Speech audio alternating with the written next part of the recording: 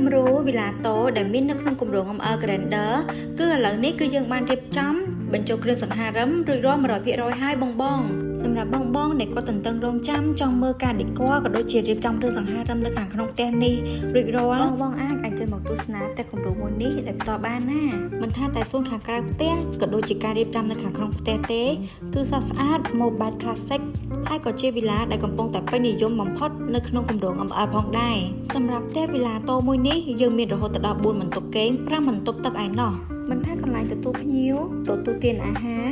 ចង្ក្រានបាយនិងគ្រប់បន្ទប់គេងទាំងអស់គឺសុទ្ធតែមានទំហំធំទូលាយសម្រាប់បងដែលឥឡូវនេះកំពុងតែមានដំណើរការចង់ដើរមើលផ្ទះ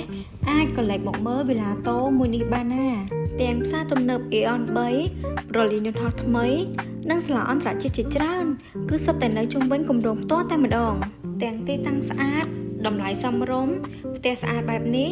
តើបងនៅគិតនឹងរងចាំដល់ណាទៀតតោះឥឡូវនេះយើងមានឱកាសប្រម៉ូសិនពិសេសត្រឹមតែ10ផ្ទះដំបូងតែប៉ុណ្ណោះ